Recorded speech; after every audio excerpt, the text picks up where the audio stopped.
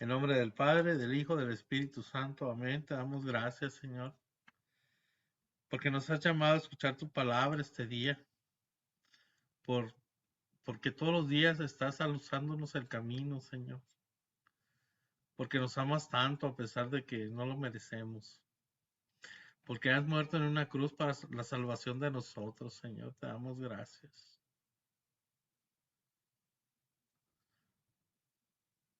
Señor Jesús, este día, pues, cúbrenos con tu sangre preciosa, Señor. Cubre con tu sangre preciosa esta clase, Señor, para que todo sea conforme a tu voluntad. Ven este día y llenos de tu Espíritu Santo, Señor, para entender tu palabra y para que nos dé la fuerza de poder ponerla en práctica cada día de nuestra vida. Ven, Señor Jesús, a nosotros. Te abrimos la puerta de nuestro corazón este día y todos los días de nuestra vida, Señor, para que tú entres en nosotros y tomes la rienda de nuestra vida, que tu voluntad se haga en nosotros, que verdaderamente seas el Rey de nuestra vida, de nuestro corazón, Señor. Ven, Señor Jesús. Te necesitamos, Señor. Solos no podemos caminar. Danos oídos de discípulos para escuchar tu palabra, Señor. Y un corazón muy grande, lleno de tu amor para ponerla en práctica. Señor Jesús, sopla tu Espíritu Santo sobre nosotros. Ven, Espíritu Santo, llénanos con tu poder, con tu sabiduría, con tu entendimiento, Espíritu Santo. Ven, Espíritu Santo, y trae ese fuego a nuestras vidas, a nuestros corazones. Ven con ese fuego a quemar todo lo que no es tuyo en nosotros y llevarnos a la santidad. Ven, Espíritu Santo, y transforma nuestras vidas. Danos un corazón nuevo, un corazón como el de Jesús, Señor. Espíritu Santo, penetra hasta lo más profundo de nuestros huesos y márcanos con tu amor, con tu presencia, con tu fuego, Señor. Ven, Espíritu Santo, a traernos gozo a pesar de los momentos difíciles que vivimos. Ven a traernos luz para caminar en medio de las tinieblas de este mundo, Señor. Ven a llenarnos de tu luz para poder iluminar a los demás, Señor.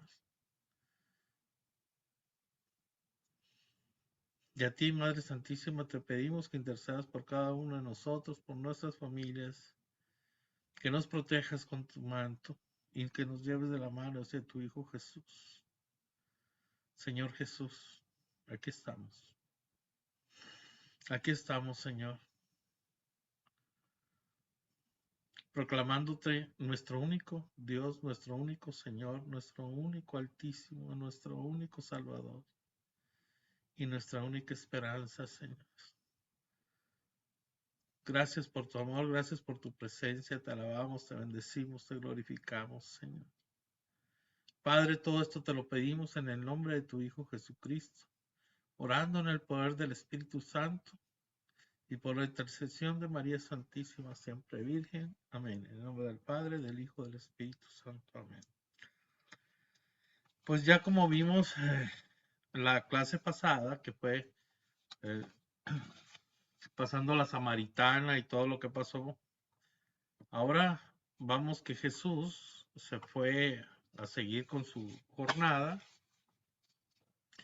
y comenzamos a ver aquí en Juan 6, capítulo 6, versículo 1 al 21.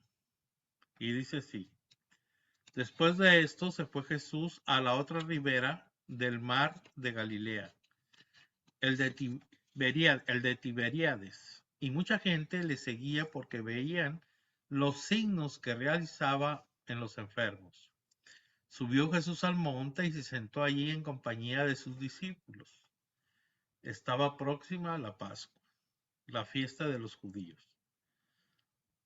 Al levantar Jesús los ojos y ver que venía hacia él mucha gente, dice a Felipe: ¿dónde nos procuraremos panes para que coman estos? Se lo decía para probarle, porque él sabía lo que iba a hacer. Felipe le contestó: 200 denarios de pan no bastan para que cada uno tome un poco. Le dice uno de sus discípulos, Andrés, el hermano de Simón Pedro. Aquí hay un muchacho que tiene 5 panes de cebada y 2 peces. Pero, ¿qué es esto? ¿Qué es eso para tantos? Jesús, dijo Jesús, hagan que se recueste la gente. Había en el lugar mucha hierba. Se recostaron, pues, los hombres, que en número de unos 5,000. Tomó Jesús los panes y después de dar gracias, los repartió entre los que estaban recostados y lo mismo los peces, todo lo que quisieron. Cuando se saciaron, dice a sus discípulos, recojan los trozos sobrantes para que nada se pierda. Los recogieron, pues, y llenaron 12 canastos con los trozos de los 5 panes de cebada que sobraron de los que habían comido. Y al ver la gente el signo que había realizado, decían, este es verdaderamente el profeta que iba a venir al mundo. Sabiendo Jesús que intentaban venir a tomarle por la fuerza para hacerle rey, huyó de nuevo al monte él solo. Al atardecer, bajaron los discípulos a la orilla del mar y subiendo a una barca se dirigían al otro lado del mar de Cafarnaún. Había ya oscurecido y Jesús no había venido a ellos. Soplaba un fuerte viento y el mar comenzó a encreparse. Cuando habían remado unos 25 o 30 estadios, ven a Jesús que caminaba sobre el mar y se acercaron a la barca y tuvieron miedo. Pero él les dijo, soy yo, no teman. Quisieron recogerlo en la barca, pero enseguida la barca tocó tierra en el lugar a donde se dirigían. Palabra de Dios. Pues estaba Jesús allí de Cafarnaún, al otro lado del mar de Galilea había una distancia de unos 7 kilómetros que recorrieron en la barca. La gente había estado observando con admiración las obras que hacía Jesús, ¿no? Por eso lo seguía tanta gente. Pero ahí, como era en la parte norte del lago, era fácil adivinar la dirección que llevaba la barca. Así que se dieron prisa la gente, ¿no? Para dar la vuelta a la parte superior del mar por tierra. 2 millas río arriba estaban los vados del Jordán. El Jordán era donde llegaba también el agua ahí. Cerca de los vados había un pueblo que se llamaba Betsaida Julia, así se llamaba, Betsaida Julias, para distinguirla de la otra Betsaida de Galilea. Y era hacia ese lugar donde el que se dirigía Jesús, cerca de Betsaida Julias, casi a la orilla del lago. Había una llanurita en la que solía haber buena hierba. Entonces, en un principio Jesús había subido a la colina que hay detrás de la llanura y se había sentado allí con sus discípulos. Luego el gentío empezó a presentarse en tropel, o sea, de a montones, ¿no? Habían recorrido a toda prisa 15 kilómetros rodeando el lago y vadeando el río. Imagínate cómo los llamaba Jesús, ¿no? Pero, ¿qué querían del Señor? De repente vemos que se llenan estadios aquí cuando viene un predicador famoso y todo, ¿verdad? Pero ¿qué es lo que queremos? ¿O qué es lo que querían ellos? En un principio Jesús,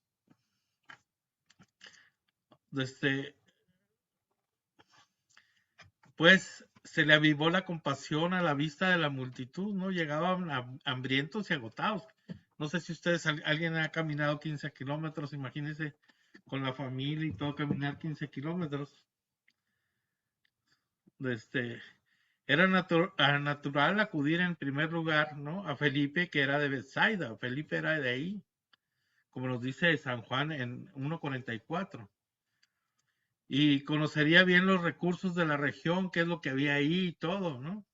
Jesús le preguntó dónde se podía obtener alimentos, le preguntó a Felipe. Felipe dijo que aún en el caso que se pudiera conseguir, costaría más de 200 denarios dar a cada uno de los presentes algo, aunque no fuera más que un bocado, dice, ¿verdad? Recordemos que un denario era el salario diario de un obrero en aquel tiempo de Jesús. Pero entonces está Felipe, pero también estaba Andrés. Y entonces aparece Andrés en la escena. Había descubierto a un muchacho que llevaba 5 panecillos de cebada y 2 pescados. Andrés, como tenía por costumbre, lo trajo a Cristo. Si se fijan ustedes y se leen la palabra de Dios y todo, Andrés siempre silenciosamente llevaba gente al Señor. No era así como Pedro, como la gente que hablaba mucho, ¿no? Él era más silencioso, pero hacía el trabajo. Jesús le dijo a los discípulos que hicieran que la gente se sentara. Es como que imagínense ustedes que estén ahí, ver al Señor que nomás tiene 5 panes y 2 pescados y el montón de gente. El montón de gente. ¿Está fallando mi cámara o qué está pasando? ¿Están viendo que se va así? ¿O no? Ok, pues algo pasa.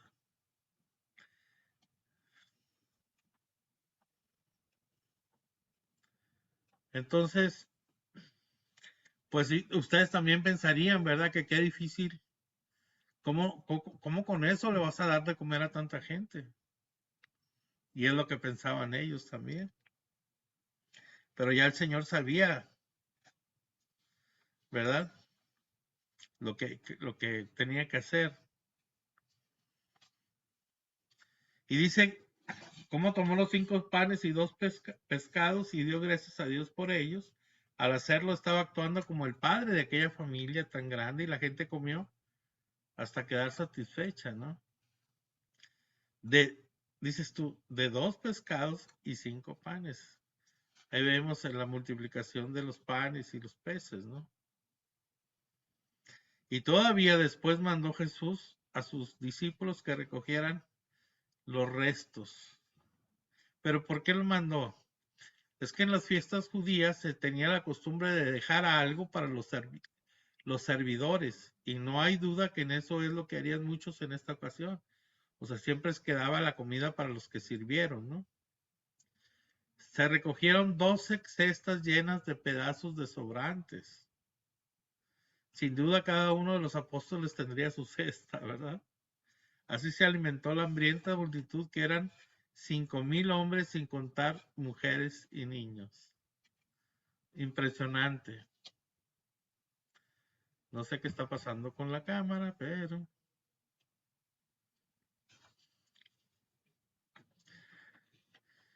Fíjense, ahí pues había ciertas personas sin las cuales el milagro no hubiera sido posible, ¿no? Estaba Andrés, que fue el que dijo, a ver, lo que puedo hacer, yo quiero que Jesús, yo creo que Jesús hará lo demás, ¿no?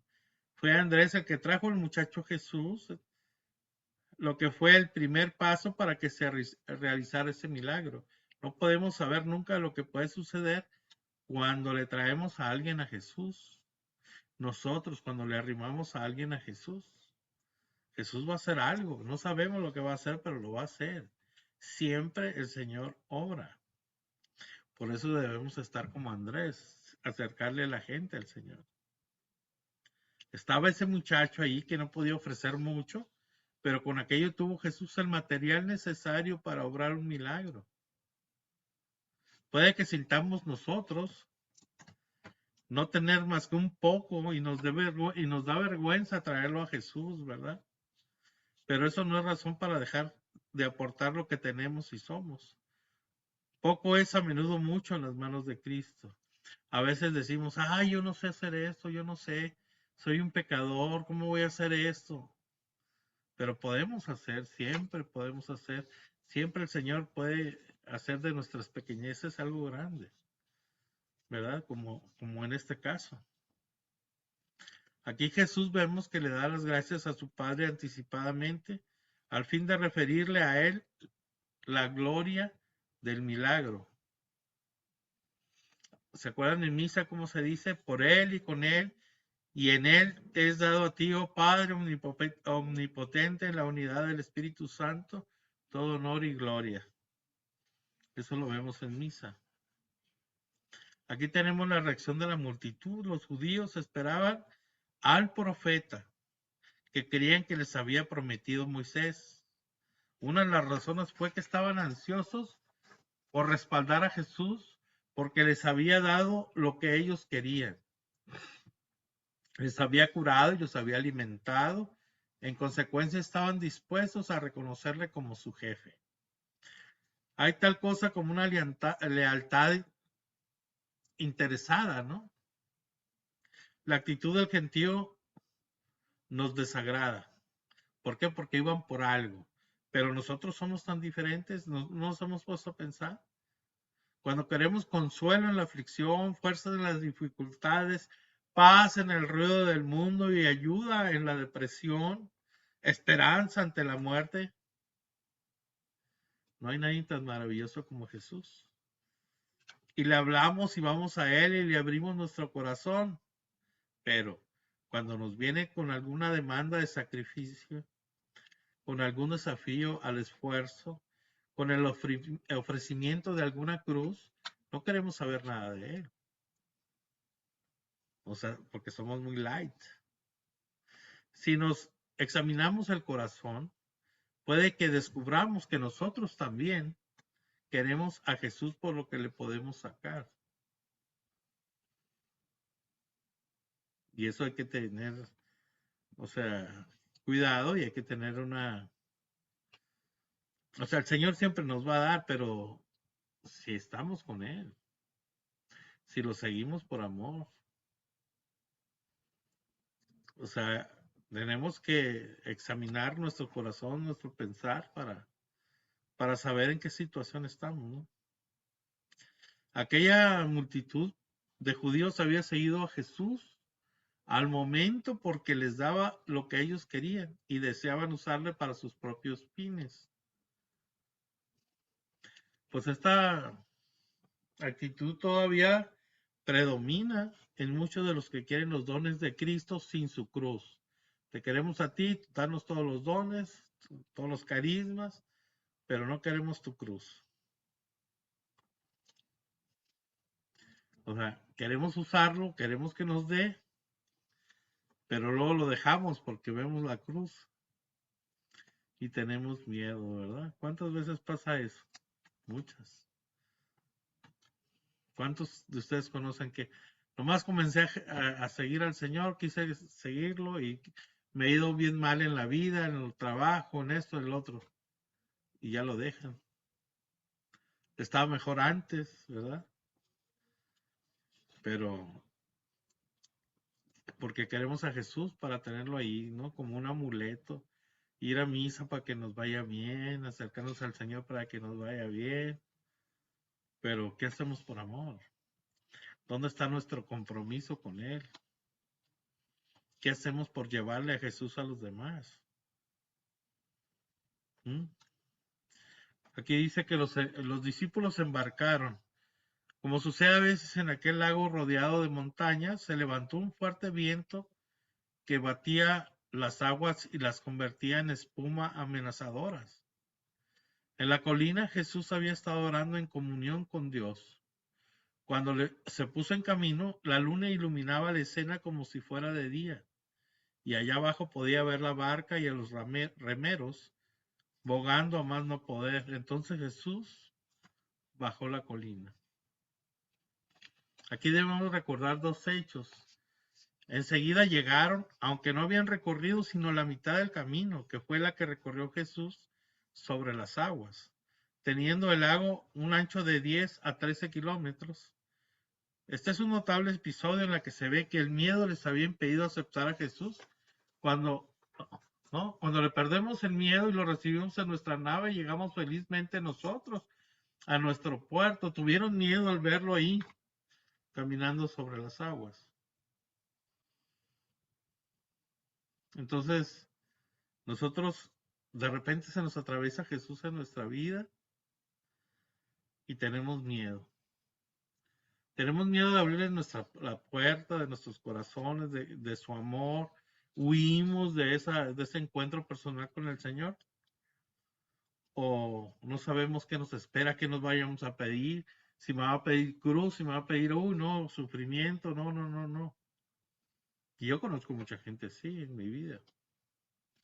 Aquí tenemos que el lago de Galilea, o le dicen mar de Galilea, pues es un lago. Tenía el lago más de 6 millas de ancho en la parte norte, y Juan nos dice que los discípulos habían remado entre 3 y 4 millas, ¿verdad? 25, 30 estadios es lo que significa. Es decir, que estaban ya cerca de su destino. Es natural suponer que la tormenta procuraría llegar a la orilla lo más pronto posible para buscar cualquier refugio que pudiera encontrar.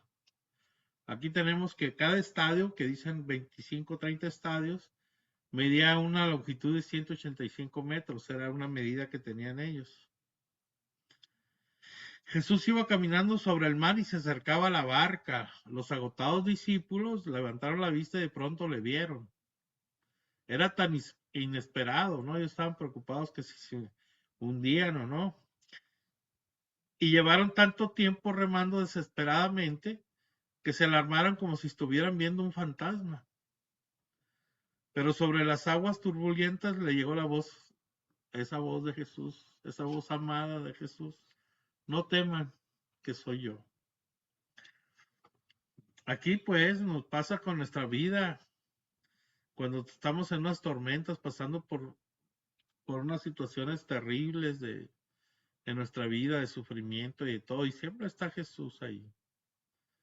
Siempre nos está diciendo, no tengas miedo, aquí estoy yo. Siempre. A veces nos da tanto miedo la situación por la que pasamos, nos estresa, que no alcanzamos a ver a Jesús, que no alcanzamos a escuchar a Jesús, pero siempre Jesús está ahí.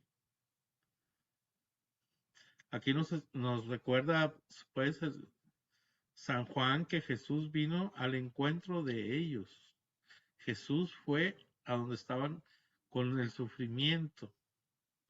Bajó de la colina para animar a sus discípulos a hacer el esfuerzo final que los pondría a salvo. Muchas veces nosotros no sabemos, vemos todo oscuro, no sabemos qué va a pasar mañana, qué va a pasar por lo que estamos sufriendo, ¿no? Pero Él sí sabe. Y Él hace el esfuerzo para ir hacia nosotros, nos conoce por nuestro nombre y para llevarnos a salvo por esos problemas que tenemos.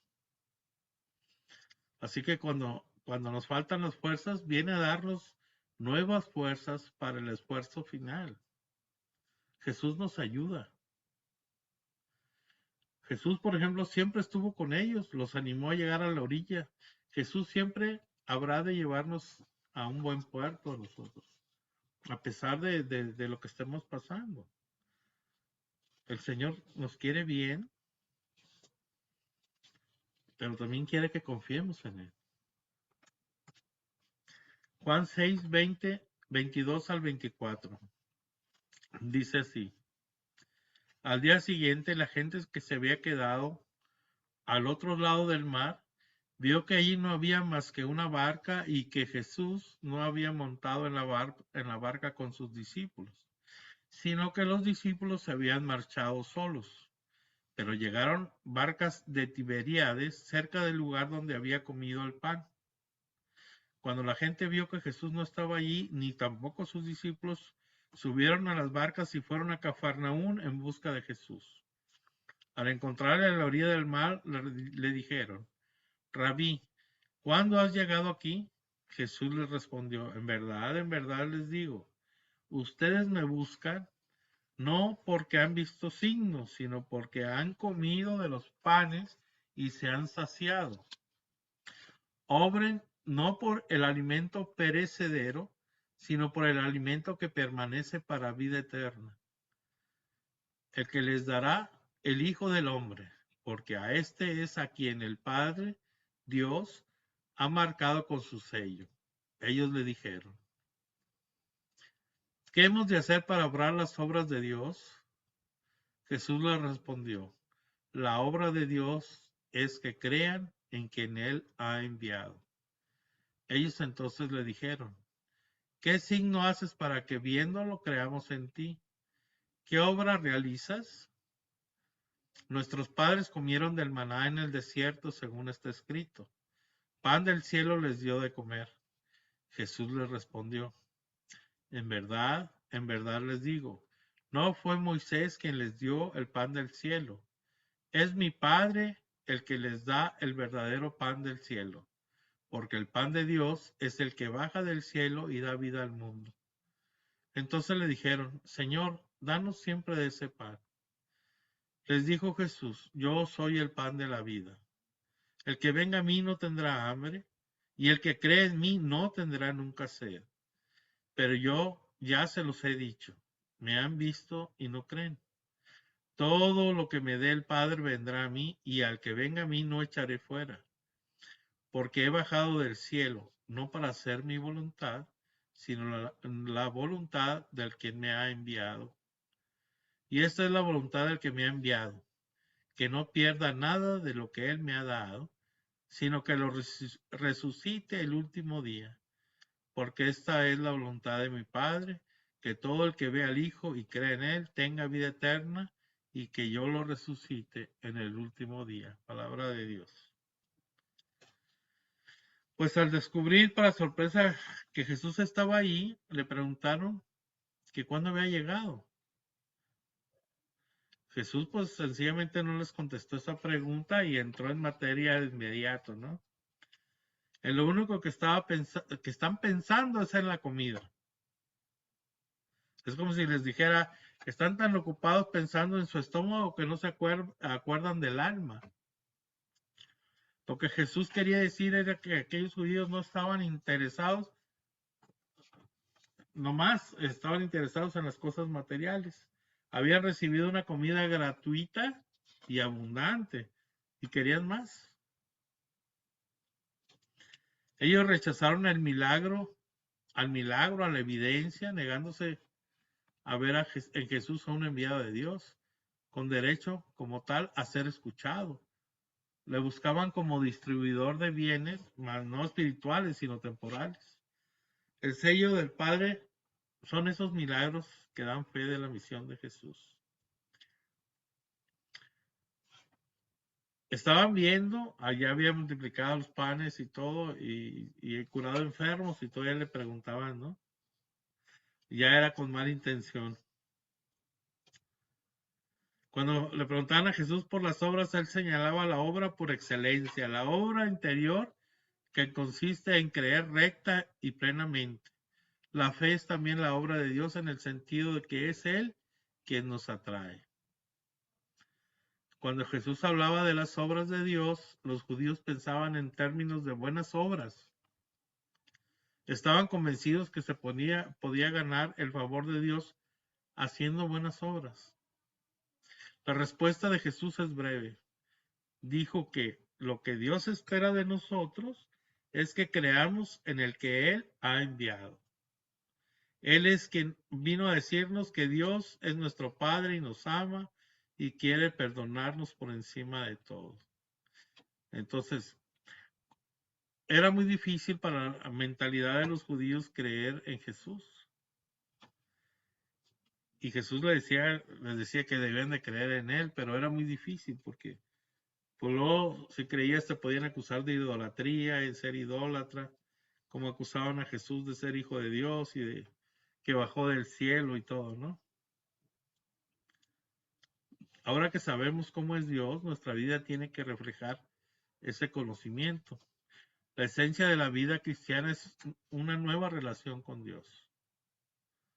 O sea, tenemos una nueva relación con Dios ahora que vivimos hoy, este día. Una relación que Él nos ofrece, que nos hace posible la revelación que Jesús nos ha traído de Dios. Una relación que conduce al servicio, pureza y confianza, que son el reflejo de Dios en nuestras vidas. Que se nos note ese Dios en nuestras vidas, que se nos note ese Espíritu Santo en nuestras vidas, ¿no? Esta es la obra que Dios quiere que hagamos y para la cual nos capacita. Si nosotros nos dejamos, poco a poco el Señor nos va transformando, nos va dando la capacidad para hacer lo que Él quiere que hagamos, ¿no? Él se acaba de presentar aquí en este texto, ¿no? Se dice, creer en el que era la verdad, obra de Dios. Que Él era la verdadera obra de Dios. O sea, tienen que creer que Él fue hecho por Dios, era la obra de Dios y toda la misión que traía. Y ellos le dicen, muy bien. Luego tú que pretendes ser el Mesías, demuéstranoslo. O sea, imagínense, ya estaban viendo todos los milagros que el Señor había hecho, multiplicación de los panes, sanar enfermos, liberar oprimidos, y todavía le decían, demuéstramelo. ¿Qué milagro haces? O sea, vemos aquí una ceguera y mala fe de los fariseos que hacen la pregunta cuando acaban de comer pan milagrosamente multiplicado por Jesús.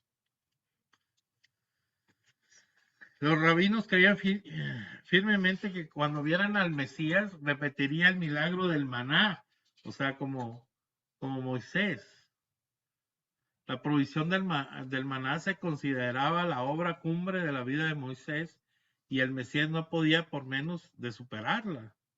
En otras palabras, los judíos estaban desafiando a Jesús a que produjera el pan de Dios para justificar sus pretensiones, o sea, lo que ellos pretendían. No consideraban que el pan que habían comido los 5,000 era pan de Dios en el sentido que ellos esperaban. Procedía de panes terrenales y se había multiplicado como pan terrenal. El maná, creían, había sido otra cosa diferente y sería la prueba definitiva. Santiago nos dice, en Santiago 1:17, dice que el don perfecto por excelencia es ese que el Padre nos hizo de su Hijo amado, el verdadero pan del cielo, que nos comparte la vida y la sustenta con el pan de su palabra y con su sangre hecha pan eucarístico, ¿no? Eso nos dice Santiago, la carta de Santiago. Y pues nosotros estamos en otra situación, estamos viviendo 2000 años después, no vivimos en esa mentalidad que tenía el pueblo judío. Tenemos más ventajas ahora que el Espíritu Santo lo hemos recibido por el bautismo. Podemos entender un poco más las cosas cuando creemos en Jesús, ¿no? Lo vemos de diferente manera. Ellos estaban muy cuadrados en lo que creían y no esperaban un Mesías. Ellos tenían ideas platónicas de lo que sería el Mesías para ellos, ¿no? Que los iba a liberar del pueblo de Roma y todas esas cosas. Iba a ser su rey, pero de otro tipo de rey, no de lo que verdaderamente es Jesús. Y aquí responde Jesús, dice, ¿verdad? En primer lugar les recordó que no había sido Moisés el que les había dado el maná, sino Dios. O sea, los judíos estaban idolatrando a Moisés, era su máximo, ¿verdad? Y en el segundo lugar les dijo que el maná no había sido el verdadero pan de Dios, sino solo un símbolo. El pan de Dios era el que había descendido del cielo para dar a la humanidad, no la simple satisfacción del hambre física, sino la vida. Complicado, ¿verdad? Ellos siguen creyendo que Jesús habla del pan multiplicado por que ellos comieron, no acaban nunca de abrir su entendimiento y su corazón a la fe. ¿Por qué? Porque ellos vivían así, estaba estructurada desde siglos, su forma de actuar, su conducta, su forma de pensar. Y aún así hoy llega Cristo y lo volvemos a crucificar. Como nos dice aquí, por ejemplo, en el versículo 35, que es uno de los grandes pasajes del cuarto evangelio, ¿no? De este cuarto evangelio y de todo el Nuevo Testamento. Aquí declara el Señor que Él mismo es el pan de vida, dado por el Padre. Es algo súper importante este versículo 35. Más tarde habla del pan eucarístico que dará el mismo Jesús para la vida del mundo. El único acceso a esta nueva relación con Dios es por medio de Jesús, no hay más. Sin Él nunca habría sido posible y aparte de Él sigue siendo imposible. No hay nadie que pueda llegar al Padre sino por Jesús. Y luego nos paramos a decir, oye, y la Virgen María intercede para que por medio de Jesús puedas llegar al Padre. Los santos interceden para que por medio de Jesús podamos llegar al Padre. Pero el único camino es Jesús, ¿verdad? Nos dice el catecismo, por ejemplo, de la Iglesia Católica, numeral 1338. Dice así, los tres evangelios sinópticos y San Pablo nos han transmitido el relato de la institución de la Eucaristía. Por su parte, San Juan relata las palabras de Jesús en la sinagoga de Cafarnaún, palabras que preparan la institución de la Eucaristía. Cristo se designa a sí mismo como el pan de vida bajado del cielo.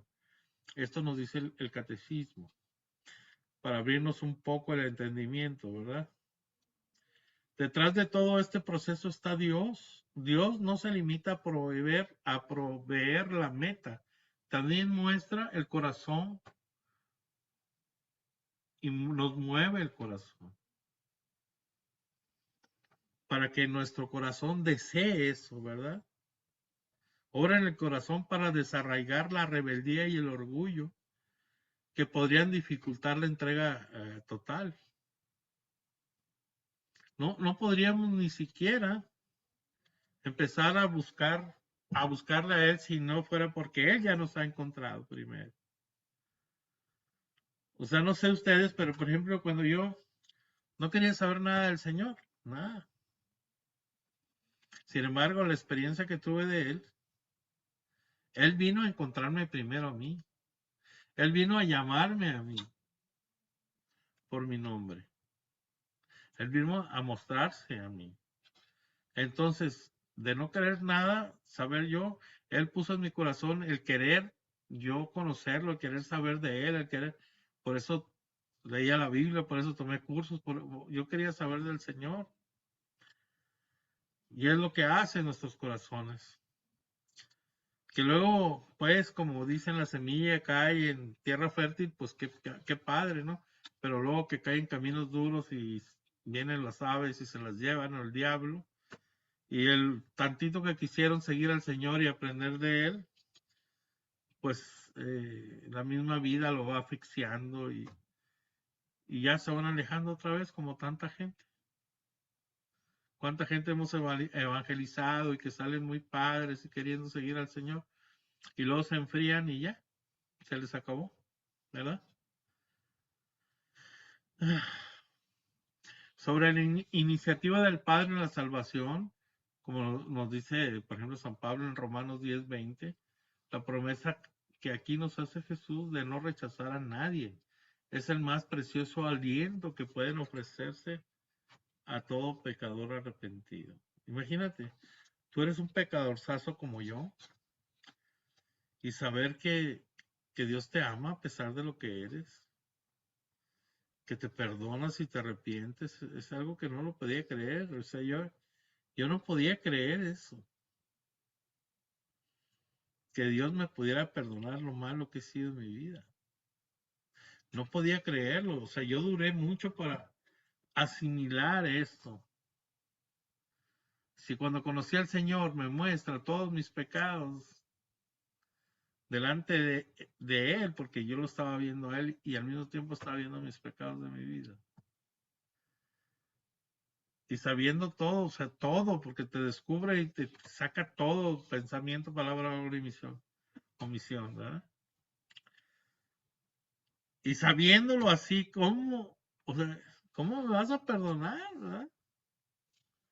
O sea, ¿cómo es posible que me vas a perdonar? O sea, yo no, o sea, me cayó, para que me cayera el 20, como decimos, o sea, pasaba un tiempo porque no podía creerlo. Y no podía, y abría la Biblia y me daba el Salmo 23 y yo soy el buen pastor, ¿verdad? Y luego Isaías 12 que me mataba, ¿no?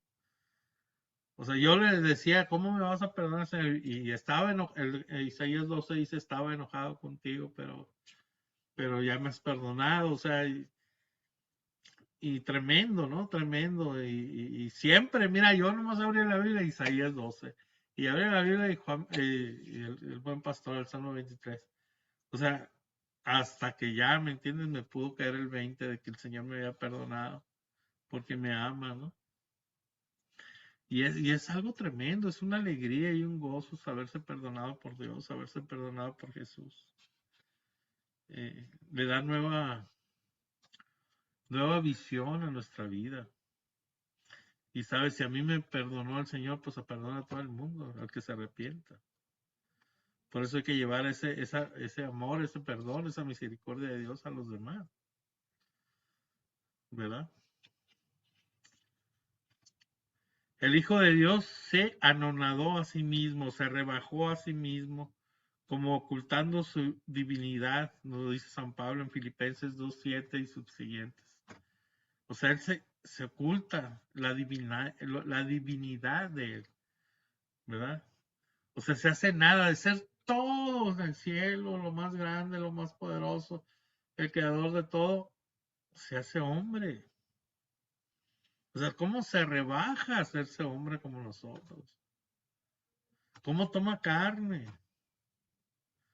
Es algo increíble, o sea, es como nosotros no siquiera podemos ser humildes, no somos nada, pero él sí, al serlo todo, se hizo humilde, se hizo nada como nosotros. Es increíble, por amor.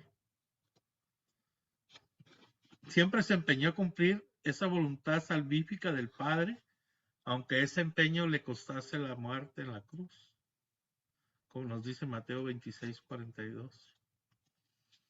No le importó dar su vida por nosotros porque nos ama tanto, para que pudiéramos tener el perdón de nuestros pecados. Y aquí dice en el texto, lo resucitaré el último día. O sea, para saber si amamos y apreciamos el dogma de la resurrección, podemos preguntarnos, ¿qué pensaríamos si Dios nos dijese ahora que el castigo del pecado, en vez del infierno eterno, sería simplemente el volver a la nada? Es decir, quedarnos sin resurrección del cuerpo ni inmortalidad del alma, de modo que todo se acabara con la muerte. Si ante semejante noticia sintiéramos una impresión de alivio y comodidad, querría decir simplemente que envidiamos el destino de los animales. Esto es que nuestra fe está muerta en su raíz, aunque perdure de ella ciertas manifestaciones exteriores. Mucho me temo que fuese aterrador el resultado de una encuesta que sobre esto hiciera entre los que hoy nos llaman cristianos, porque el único que puede frustrar el propósito de Dios es la oposición del corazón humano. La vida está ahí para que la tomemos o para que la rechacemos. ¿Cuántas personas y parientes míos me han dicho eso? O sea, que ellos nos morimos y ya nos comen los gusanos y se acabó el corrido. O sea, no hay una eternidad, no hay cielo, no hay infierno, no hay nada. ¿Eh? Y vaya, familiares míos protestantes, según ellos, me lo han dicho. Bueno, ellos se dicen, ¿verdad? Porque ni se congregan en ningún lado. Pero eso me lo han dicho y me han dicho que la Biblia, que fue escrita por hombres y que por qué tienen que creer lo que dice la Biblia. Entonces ya hablamos otro idioma diferente, ¿verdad? Aquí en el verso 40, por ejemplo, tendríamos que, dice aquí el plan divino. Jesús, el mediador, es el único camino para ir al Padre. Es decir, que viéndolo y estudiándolo a Él, hacemos de creer en el Padre, hemos de creer en el Padre, del cual Cristo es espejo perfecto. ¿Cómo espejo perfecto? Que donde se ve el Padre se ve el Hijo. Es el espejo perfecto. Solo ese Hijo puede darnos exacta noticia del Padre, porque solo Él vio, o sea, solo Él lo vio. Y la gloria del Padre consiste en que creamos en ese testimonio que el Hijo da de Él, a fin de que toda glorificación del Padre proceda del Hijo. O sea, si creemos realmente en Jesús, si creemos, o sea, porque no nomás es creer, el diablo cree también que Dios existe, pero es creerle a Dios, creerle a Jesús. Jesús, o sea, la Sagrada Escritura es la palabra de Dios. ¿Y quién es la palabra de Dios? Es el mismo Jesucristo. Entonces, si le creemos a Jesucristo, si creemos en Jesucristo, le vamos a hacer caso a su palabra y nos vamos a comportar según su palabra, ¿no? Pero si no la sabemos, si no la estudiamos, si no la leemos, entonces, ¿cómo vamos a saber qué Dios quiere? ¿Cómo nos vamos a comportar? Nos vamos comportando en nuestra vida según lo que nosotros creemos que está bien, pero eso no es así. Siempre nosotros somos muy comodinos, nos acomodamos a las situaciones de la vida, ¿no? Y le sacamos, o sea, no queremos sufrir, no queremos esto, no queremos el otro, ¿no? Y es como un menú que llegas al restaurante y dices, yo quiero esto sin cebolla, sin esto, sin el otro, y nos vamos acomodando. Y no, o sea, la religión católica no es un menú. La religión católica es esto, lo tomas o lo dejas. Jesús es esto, o lo tomas o lo dejas. No es lo que tú crees. Dios es Dios y punto. No lo que tú crees, no lo que yo crea, sino Dios es punto y nos da su palabra para conocerlo, para amarlo y todos los días amarlo más, ¿no? Y con su ayuda podamos ser santos. Nos vamos a Juan 6, 41, 51. Los judíos murmuraban de él porque había dicho, yo soy el pan que ha bajado del cielo. Y decían, ¿no es este Jesús, hijo de José, cuyo padre y madre conocemos? ¿Cómo puede decir ahora, he bajado del cielo? Jesús le respondió, no murmuren entre ustedes. Nadie puede venir a mí si el Padre que me ha enviado no lo atrae. Y yo lo resucitaré en el último día. Está escrito en los profetas, serán todos enseñados por Dios. Todo el que escucha al Padre y aprende viene a mí. No es que alguien haya visto al Padre, sino aquel que ha venido de Dios. Ese ha visto al Padre. En verdad les digo, el que cree tiene vida eterna. Yo soy el pan de vida. Sus padres comieron el maná del desierto y murieron. Este es el pan que baja del cielo. Para quien lo coma no muera. Yo soy el pan vivo, bajado del cielo. Si uno come de este pan, vivirá para siempre. Y el pan que yo les voy a dar es mi carne por la vida del mundo. Palabra de Dios. Pues aquí notamos como siempre la ingratitud, ¿no? Con que responden los hombres a las maravillosas revelaciones que Jesús acaba de hacerles. No le creen, ¿no? Este pasaje da razones por las que los judíos rechazaron a Jesús y al rechazarle a él rechazaron la vida eterna. Juzgaban las cosas con una escala de valores humana y por motivos externos. Su reacción ante Jesús era recordar el hecho de que él era hijo de carpintero y que le habían visto crecer en Nazaret. Eran incapaces de aceptar, ¿verdad? Permítame tantito.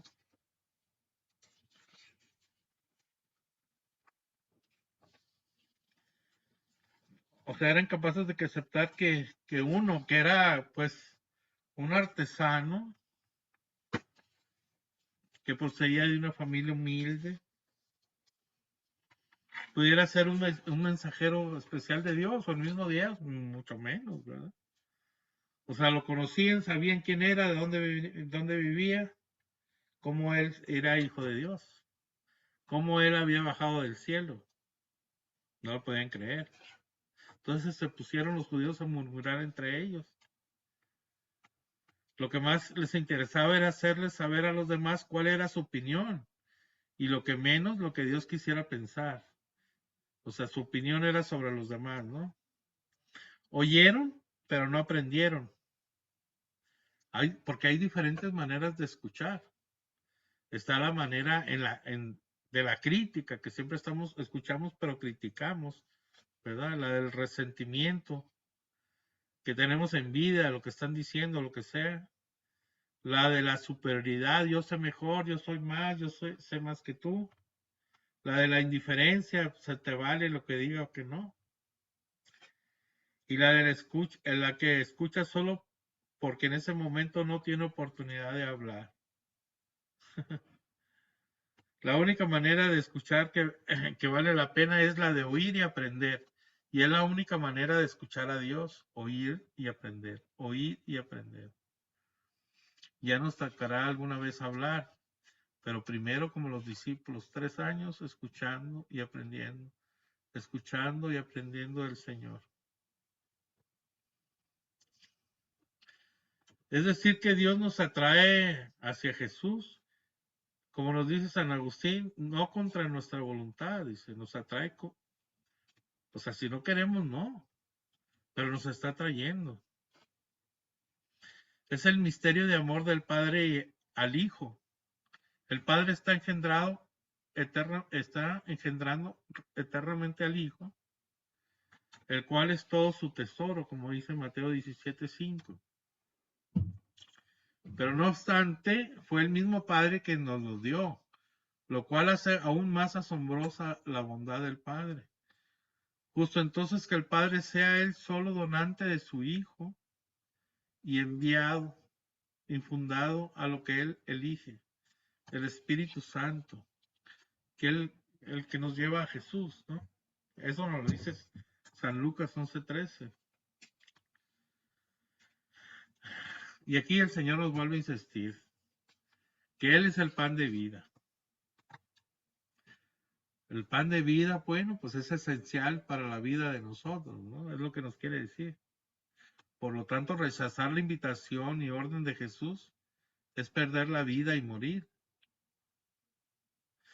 Cuando no queremos ese ofrecimiento de Jesús, nos perdemos la vida en este mundo y en el venidero. Mientras que el aceptarla es hallar la verdadera vida en este mundo y la gloria en el venidero. Es que también para esto necesitamos la fe, ¿verdad? El Señor, el Señor tiene que ponernos fe en nuestros corazones para poder creer. Yo de repente me di cuenta, dije yo, bueno, ¿por qué yo no me hago tantas preguntas? Porque yo creo lo que dice la palabra, yo creo esto, entonces yo se me hacía extraño, o sea, yo no tenía problema con nada de lo de la palabra de Dios ni nada, ¿no? Entonces se me hacía raro y hasta que alguien me dijo, dice, no, es que el Señor te ha dado el don de la fe. O sea, ni yo sabía por qué creía tranquilamente en cualquier cosa de la palabra de Dios, ¿no? No me hacía ninguna pregunta, no tenía ninguna duda. Pero también el Señor pone la fe en nuestros corazones. Si no, no, como el entendimiento de la palabra también muchas veces necesitamos esa sabiduría del Espíritu Santo.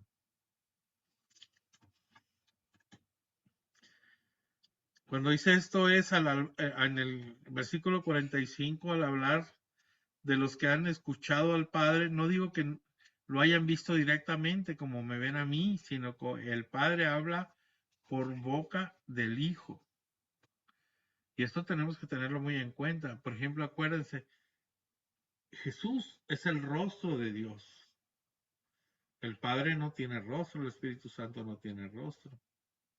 Entonces el rostro de Dios, que es Dios Padre, Hijo y Espíritu Santo, es Jesucristo. ¿Verdad? Y entonces nadie ha visto al Padre. Y el Padre habla por la boca de Jesucristo. ¿Sí entendemos esto? ¿O no? Versículo 51 nos dice, ¿verdad? Hasta aquí Jesús se ha dado a conocer como el pan de vida. En este versículo se llama el pan vivo. Y en vez de que baja, dice que bajó del cielo. La idea general que sigue inmediatamente: si uno come de este pan, vivirá para siempre, ¿verdad? Y dice, y el pan que yo daré es mi carne, para vida del mundo. Entonces aquí introduce una nueva idea al Señor. Hasta ahora el pan de vida dado en el pasado por el Padre, ¿verdad? Era para comer, para llenarse, ¿no? A partir de ahora será dado en el futuro por el Hijo mismo. Además, el pan antiguo del Antiguo Testamento, que hasta aquí podía ser tomado en un sentido figurado espiritual. O sea, era figurado, era como el pan, como decían ellos, creían que Dios les había dado ese pan, pero se lo comían y se morían, como dice el Señor. O sea, igual que todo el mundo, pero este pan nuevo, este es un pan espiritual para que tengamos vida eterna, ¿no? Y aquí en el sentido espiritual es identificado esto en el Nuevo Testamento como la carne en Jesús, de Jesús. O sea, este es el nuevo pan. Jesús es el pan vivo bajado del cielo. O sea, hay muchos que dicen tantas cosas, que dicen que es la idea de Jesús, que el comer su carne, el comer su cuerpo, es la idea de Jesús, ¿verdad? No, no a Jesús mismo, aunque diga, mi carne es verdadera comida y mi sangre verdadera bebida, ellos dicen que no, que es lo que él dice, lo que él, sus ideas, lo que nos enseña, ¿no? Pero no, por algo dice tan, así: yo soy el pan de vida, ¿no? Y el que come mi carne y bebe mi sangre tendrá vida eterna, y el que no lo hace, ¿qué vida tendrá? Juan 6, 52 al 58. Discutían entre sí los judíos y decían, ¿cómo, cómo puede este darnos a comer su carne? Jesús les dijo, en verdad les digo, si no comen la carne del Hijo del Hombre y no beben su sangre, no tienen vida en ustedes. El que come mi carne y bebe mi sangre tiene vida eterna, y yo lo resucitaré el último día. Porque mi carne es verdadera comida y mi sangre verdadera bebida. El que come mi carne y bebe mi sangre permanece en mí y yo en él. Lo mismo que el Padre que vive me ha enviado y yo vivo por el Padre, también el que me coma vivirá por mí. Este es el pan bajado del cielo, no como el que comieron sus padres y murieron. El que coma este pan vivirá para siempre. Palabra de Dios. Está tan claro, hermanos, está tan claro que yo no sé por qué sacan otras versiones y no lo pueden entender los protestantes y no lo pueden entender. Si está tan claro, mi carne es verdadera comida. No estamos hablando de otra cosa, sino la carne de Cristo, ¿no? Y su sangre, verdadera bebida. Nos dice la Iglesia Católica en el Catecismo, en el numeral 1384, nos dice, el Señor nos dirige una invitación urgente a recibirle en el sacramento de la Eucaristía. En verdad les digo, si no comen la carne del Hijo del Hombre y no beben su sangre, no tendrán vida en ustedes. Es lo que nos dice el catecismo, ¿no? Y aquí en el verso 54 dice, por cuarta vez Jesús promete juntamente la vida del alma y la resurrección del cuerpo. Por cuarta vez. Antes hizo esta promesa a los creyentes, ahora la confirma hablando de la comunión eucarística, ¿verdad? De comercio. Eucaristía, esa acción, acuérdense que Eucaristía significa acción de gracias. Para la vida del mundo se refiere al pan o a la carne. Dice Jesús, el pan que yo daré para la vida del mundo es mi carne. Es mi carne. Jesús dijo también que hemos de beber su sangre. En el pensamiento judío, la sangre representa la vida. Además, para los judíos, la sangre pertenece a Dios. Digo, para tener un poco más de contexto. La expresión hebraica carne y sangre designa el ser humano por completo. Cuando los judíos en las expresiones del hebreo decían carne y sangre, entonces es el cuerpo humano, no nomás la carne y la sangre, sino todo completo. Dice, no es como el maná que solo alimentaba el cuerpo, este pan alimenta el alma y da vida eterna. O sea, carnes se decían sars o basar en hebreo, y basar no es carne solamente, basar es todo el ser humano, carne y espíritu. Digo, si ya nos vamos a los originales, ¿no? El hombre se alimenta de la palabra hecha carne. ¿Qué dice Juan 1:1? Ya lo vimos, ¿verdad? Y la palabra se hizo hombre, se hizo carne y habitó entre nosotros. La Eucaristía comunica a los fieles la vida que el Hijo recibe del Padre. La vida que el Hijo recibe del Padre la recibimos nosotros en la Eucaristía. Nos dice aquí en el verso 57, el que me come, ¿verdad? Aquí nos vuelve a hablar en el 58 de él mismo como él, y luego vivirá por mí, ¿verdad? De tal manera que vivamos en él y él en nosotros, a la hora que comemos su carne. Y esto nos lo enseña para movernos a que aceptemos que el ofrecimiento de vivir en él totalmente como él vive en el Padre, de modo que no reconozcamos en nosotros otra vida que esta vida plenamente vivida que él nos ofrece gratis. Todo eso nos está ofreciendo en la Eucaristía cuando nos comemos el cuerpo de Cristo. La vida de él con el Padre, la vida que el Padre le ha dado a él y él nos la da a nosotros.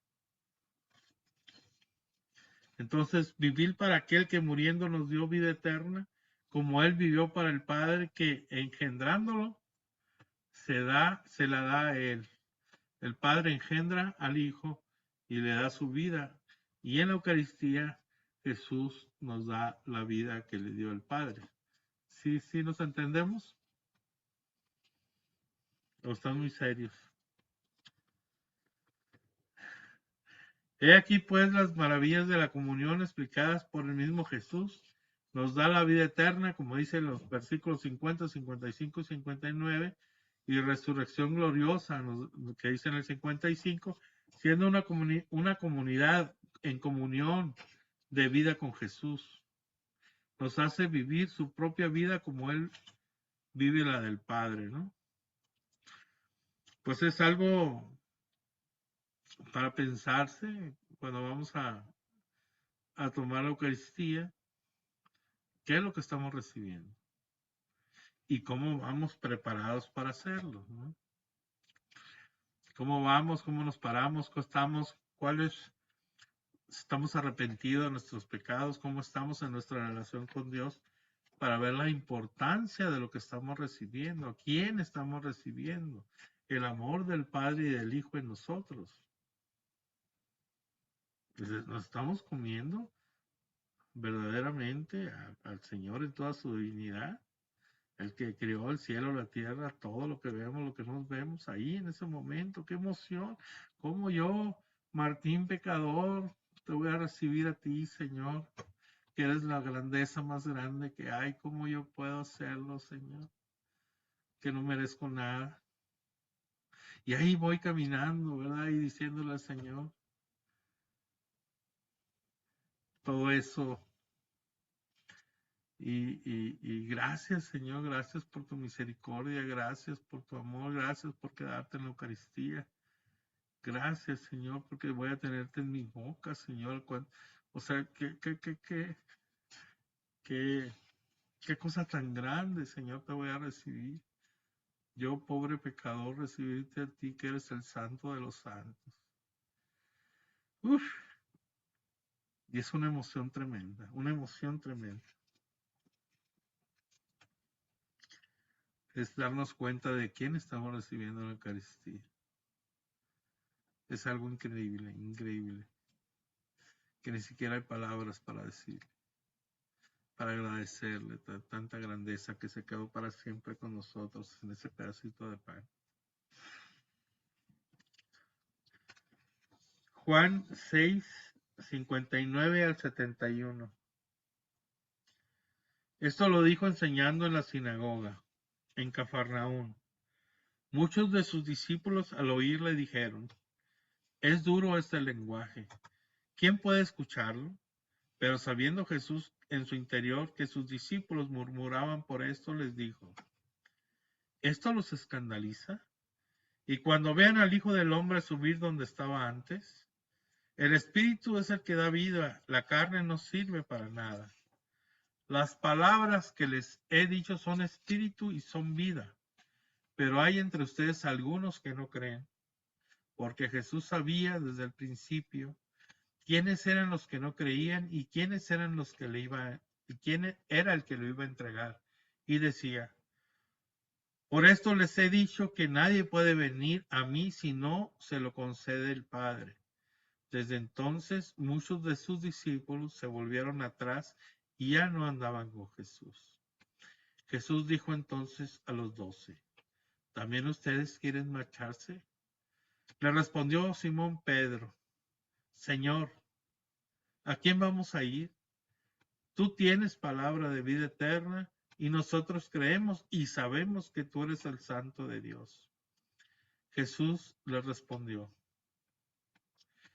¿no los he elegido ya a ustedes los 12? Y uno de ustedes es un diablo.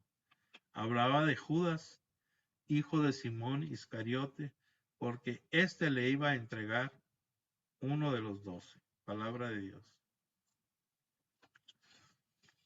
Pues,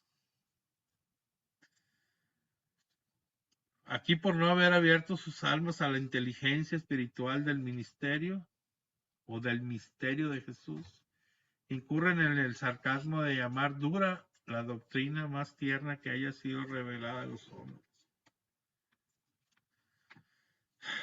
Pues muchos no quisieron seguirlo y muchos no lo siguen. No quieren comer su cuerpo, no creen en la Eucaristía.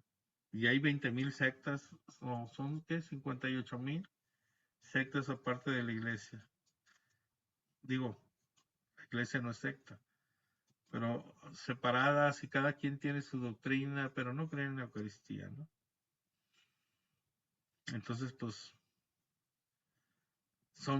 por ejemplo, cuando algún hermano separado me dice este versículo, hablamos sobre este versículo, pues yo le digo, yo, hermano, pues soy de los que yo sí creo, ¿no? Ustedes son de los que se van, que abandonan al Señor y ya no caminan con Jesús, porque no creen en el cuerpo y la sangre de Cristo. El mismo Jesús dijo muchas veces que los hombres y también sus discípulos se escandalizarían de él y de su doctrina, cuya generosidad sobrepasa el alcance de nuestro corazón, ¿verdad? Eso lo dice Mateo 11:6. Aquí, por ejemplo, la palabra griega que se usa es esqueleros, duro, que quiere decir no difícil de entender, sino difícil de aceptar. O sea, difícil de aceptar lo que está diciendo Jesús. La dificultad de la gente era aceptar aquello como verdad con todas sus consecuencias. O sea, si nosotros no somos carnívoros, ¿cómo vamos a comer tu carne? No, la sangre, pues no. Los judíos hasta la fecha no, ¿verdad? No comen sangre. Cuando matan a alguien, en los mataderos de ellos, le sacan toda la sangre al animal. Tiene que estar todo completamente lavado de sangre para poderse comer la carne. Cuando hizo el Señor subir en el verso 62, dice, en el misterio de la ascensión, lo verán volver al cielo y ya no se escandalizarán de que se dijese bajado del cielo. Ahorita se escandalizan porque dice bajado del cielo, pero después cuando sube al cielo, cuando están 500 gentes y sube a los cielos, se asciende y estaban todos llorando y les dijo, no lloren porque me voy, sino porque viene el Espíritu Santo, ¿no? Pero aquí no entendían y muchos lo criticaban, y sobre todo los fariseos, como dice que viene del cielo si es hijo de José y de María. Nos dice el Catecismo de la Iglesia Católica, numeral 1336. Dice, el primer anuncio de la Eucaristía dividió a los discípulos, igual que el anuncio de la pasión los escandalizó. Es duro este lenguaje. ¿Quién puede escucharlo? La Eucaristía y la cruz son piedras de escándalo. Es el mismo misterio y no cesa de ser ocasión de división. ¿También ustedes quieren marcharse? Esta pregunta del Señor resuena a través de las edades, como mi invitación de su amor a descubrir que solo Él tiene palabra de vida eterna y que acoge en la fe el don de su Eucaristía es acogerlo a Él mismo. Aquí lo dice Juan 6:68, ¿no? O sea, el que acoge a la Eucaristía acoge al mismo Jesús, porque es Jesús. Aquí Jesús se daba perfecta cuenta de que algunos no solo lo rechazarían, ¿verdad? Rechazarían su ofrecimiento, lo que les estaba dando, sino que lo rechazarían hostilmente, o sea, enojados. Nadie puede aceptar a Jesús a menos que le mueva el Espíritu de Dios. Pues estamos viendo aquí ya cómo Jesús se está manifestando como el Cordero de Dios, el que quita el pecado del mundo, el pan de vida, el pan vivo bajado del cielo, y no están creyendo la gente. Como hay muchos que en este momento tampoco lo crees. Me ha tocado, desgraciadamente, mismos hermanos católicos que están en grupos y que me han dicho que ellos no creen que Jesús está en la Eucaristía. Así es que, pues, ¿qué puedes decir de un protestante, no?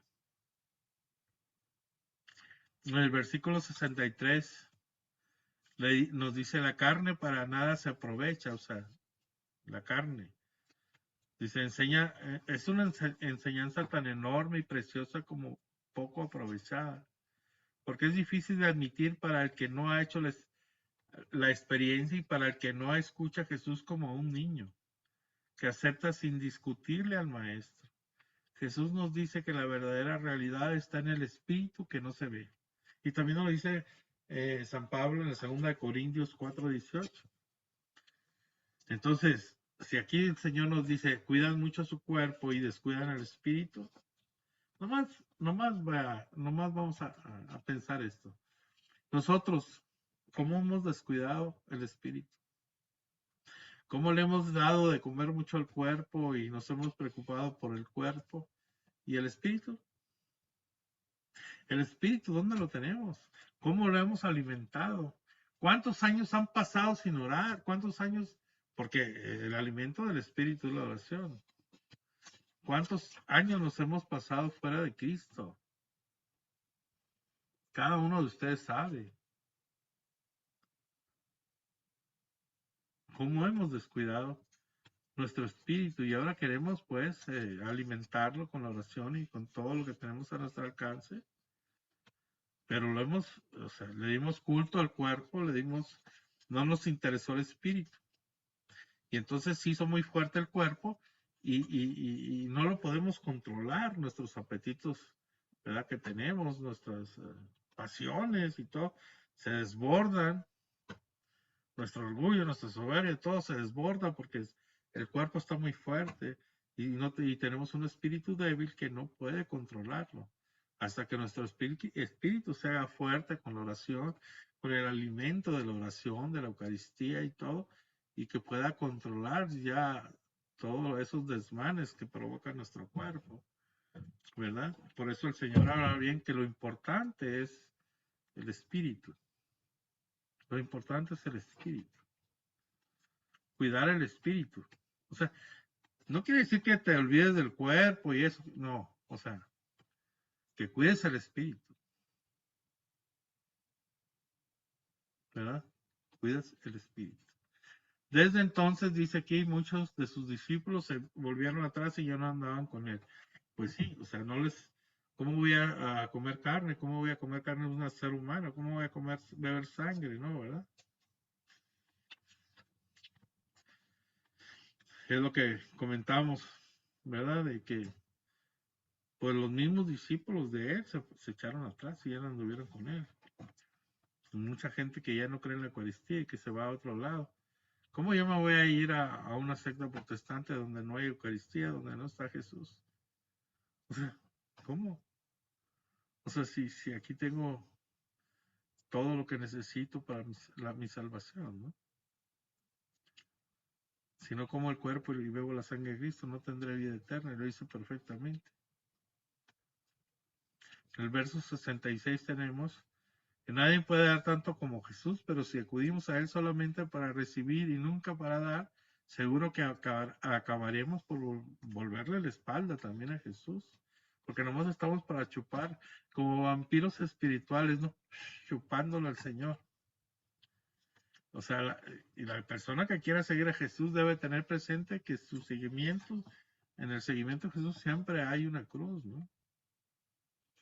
Aparte hay que dar lo que Dios nos da a los demás, o sea, no más podemos ir a chupar. Yo es lo que les decía a muchos servidores ahí en la asamblea de oración. O sea, aquí vienen a dar, o sea, no vienen a ponerse a orar.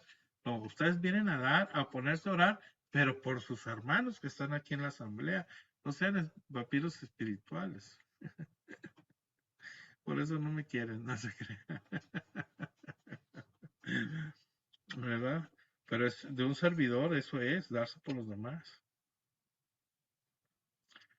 En el versículo 68 y sus siguientes nos dice, los apóstoles, con excepción de Judas Iscariote, que más tarde fue el traidor, sostuvieron esta vez la prueba de su fe. Pedro habla aquí, como en otros casos, en nombre de todos. Él toma la batuta siempre, Pedro, ¿no? Y le contesta al Señor, ¿a dónde iremos si solo tú tienes palabra de vida eterna? En el versículo 70, Jesús entrega a nuestra mediación esta sorprendente y terrible verdad de que el hecho de que Judas Iscariote, que fue auténticamente elegido y puesto por él, nos impide ser manejado por Satanás. Miren, Judas anduvo 3 años con el Señor. Cuando el Señor lo mandó, hizo milagros y todo, y sin embargo, miren cómo acabó. Entonces, no es porque ya aceptaste a Jesús ahorita, sea que ya vas a ser salvo. O sea, cuando aceptas a Jesús, haces lo que Él nos dice, los mandamientos, vives dando testimonio de Él, y no te descuidas, porque en un descuido puedes acabar como Judas, traicionando a Jesús. Podemos acabar.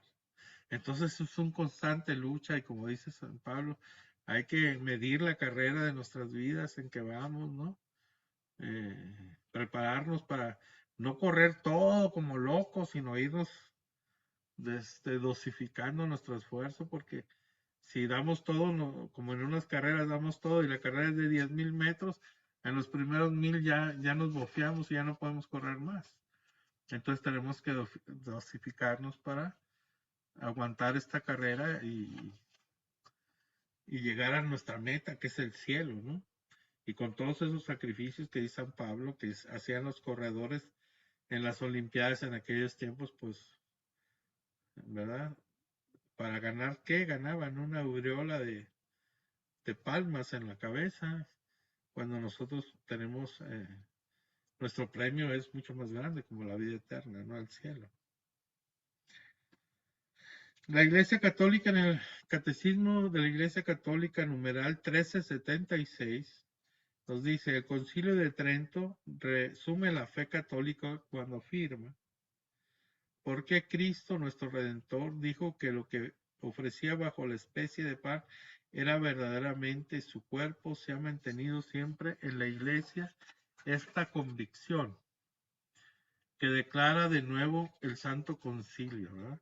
Por la consagración del pan y del vino se opera la conversión de toda la sustancia del pan en la sustancia del cuerpo de Cristo nuestro Señor, y de toda la sustancia del vino en la sustancia de su carne, de su sangre, perdón, la Iglesia Católica ha llamado justa y apropiadamente este cambio transubstanciación.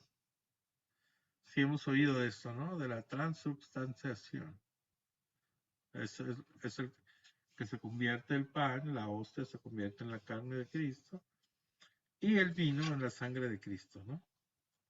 Como también aquí nos dice el Catecismo de la Iglesia Católica, numeral 1343. Era sobre todo el primer día de la semana. O sea, el primer día de la semana comienza domingo, lunes, martes, no lunes. Es domingo, lunes, martes, miércoles, así es, por si no sabían. Era sobre todo el primer día de la semana, es decir, el domingo, el día de la resurrección de Jesús, cuando los cristianos se reunían para partir el pan. Esto mismo nos dice Hechos 27. Desde entonces hasta nuestros días, la celebración de la Eucaristía se ha perpetuado, de suerte que hoy la encontramos en todas partes en la Iglesia, con la misma estructura fundamental, sigue siendo el centro de la vida de la Iglesia. Nuestra fe está alrededor del cuerpo y la sangre de Cristo. Creemos en eso, tenemos los sacramentos como la confesión, que es una gran ayuda para nosotros que queremos caminar, llegar a confesarnos y que el Señor nos perdone por medio del sacerdote los pecados, para poder seguir caminando en la batalla, ¿no? Para poder ser libres, para vivir una vida de testigos de Cristo, ¿no? Para poder alabarlo, bendecirlo, glorificarlo libremente, ¿no? Y tomar su cuerpo y su sangre para tener fuerzas para el camino de nuestra vida, para el caminar, ¿no? Para que nos empuje, ¿no? Hacia el cielo, que es nuestra meta, llegar hacia el Señor, ¿verdad? Entonces, nos dice la Iglesia en el Catecismo de la Iglesia Católica 1357. Cumplimos este mandato del Señor celebrando el memorial de su sacrificio. Al hacerlo ofrecemos al Padre lo que Él mismo nos ha dado, los dones de su creación, el pan y el vino, convertidos por el poder del Espíritu Santo y las palabras de Cristo en el cuerpo y la sangre del mismo Cristo. Así Cristo se hace real y misteriosamente presente. Entonces nuestra creencia es esa. Nos lo dice el catecismo. Nuestra vida gira alrededor del pan vivo bajado del cielo, de esa carne y ese vino y esa sangre de Jesucristo nuestro Señor que nos ha dejado, y por medio de ese cuerpo y sangre se queda con nosotros para siempre. Y en cada misa, en todo el mundo, se está celebrando lo mismo, ¿no? La acción de gracias. Y que se ofrece ese cuerpo y esa sangre al Padre, ¿verdad? Ese es en el altar de la misa se está ofreciendo al Padre, a Jesús, al Cordero de Dios que quita el pecado del mundo, que viene en el Apocalipsis, se le ofrece al Padre para el perdón de nuestros pecados. Entonces, tomamos el cuerpo y la sangre de Cristo como acción de gracias, ¿verdad? A Dios por su Hijo que nos ha dado, que nos limpia, que nos sana, que nos libera, que nos santifica y que nos llena de su Espíritu Santo para poder caminar.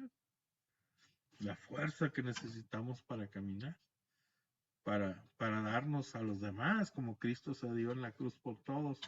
Nosotros también necesitamos darnos a los demás por amor, orar por los demás, estar pendientes de las necesidades de los demás, de nuestros hermanos. Hay tantas cosas que vemos, por ejemplo, en los grupos, en la iglesia, que no se preocupan por los hermanos. No sabemos, aunque hay pequeñas comunidades, y no saben de que el hermano sufre, la hermana tiene una enfermedad grave, o el hermano no tiene que comer, o así, ciertas cosas no nos damos cuenta porque no vivimos verdaderamente una hermandad en Cristo. O sea, Cristo nos manda eso, estar preocupados por el amigo, alentarlos. ¿Por qué no fuiste a misa? ¿Te pasó algo? ¿Necesitas ayuda de algo? O sea, no nos damos, somos muy egoístas y no nos preocupa a los demás. Y Dios nos ama, pero también nos pide que nos preocupemos de nuestros hermanos, ¿no? O sea, ahorita con la pandemia también está muy duro, desde el sufrimiento, hay mucha pérdida, mucha gente con mucho miedo, de que está sufriendo tremendamente. O sea, he tocado orar por muchas personas así, ¿verdad? Con un estrés tremendo por el miedo a las enfermedades, el miedo, todo, o sea, estar encerrados y toda esa cosa. O sea, porque no tienen ese Jesús que les ilumine su vida. Por eso nosotros debemos llevar a Jesús siempre a los demás, ¿no? Hablarles de Jesús. Es muy importante, ¿saben qué? Escuchar a las personas que sufren. O sea, tener la paciencia, ya sea si te hablan por teléfono o personalmente, tener la paciencia para escuchar. Y que Dios nos ilumine para dar un buen consejo a los demás, ¿no? Eso es muy importante. ¿Alguna pregunta?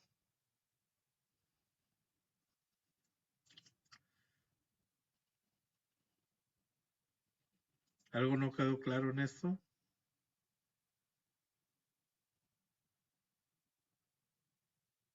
Hello. Hello, hello.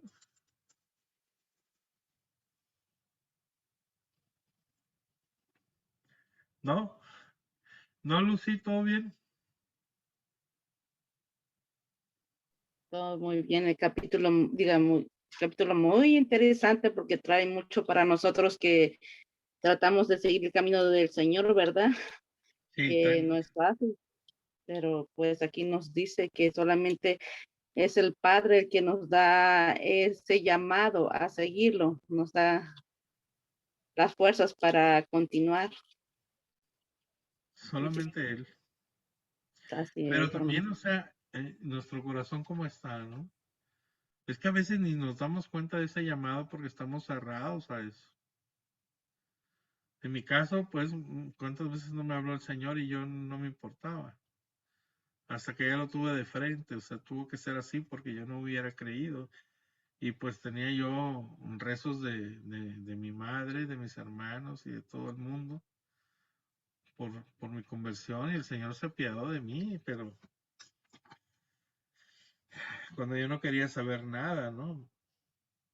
Por eso necesitamos orar por los demás, para que tengan una experiencia de Dios en su vida, para que el Señor o sea, no los va a obligar, pero se les puede mostrar, como a mí se me mostró Jesús, se les puede mostrar el Señor, y ya mostrándoseles, ya es decisión también de ellos, si lo aceptan, si no lo aceptan, pero ya tuvieron esa experiencia, y más tarde que temprano, un día de esos, van a saber que Jesús está ahí, que Jesús está vivo, y van a poder acudir ya verdaderamente con la convicción de que Jesús existe, ¿no? Porque muchos no creen ni que exista. O que es un Dios que está allá en Júpiter, Saturno, muy lejos de nuestra vida, que no, que es por costumbre lo que hacemos nosotros y vamos a misa por costumbre. Pero no, o sea, nosotros tenemos fe en Jesucristo nuestro Señor. Nosotros queremos ser mejores cada día, queremos ser santos, aspiramos a la santidad, aspiramos con la misericordia de Dios un día estar con Él en el cielo, ¿verdad? No por nuestros actos, sino por los actos de Él. O sea, por morir por nosotros en la cruz, por amarnos primero, por darnos la salvación antes de que naciéramos, por ese amor tan grande que nos tienes y bueno, tratar de mejorar cada día nuestra forma de actuar y dando siempre el testimonio en nuestro comportamiento diario que Jesús es nuestro Dios para gloria de Dios Padre. Amén. Entonces, bueno, ustedes, Julia, Raúl, ¿qué dicen?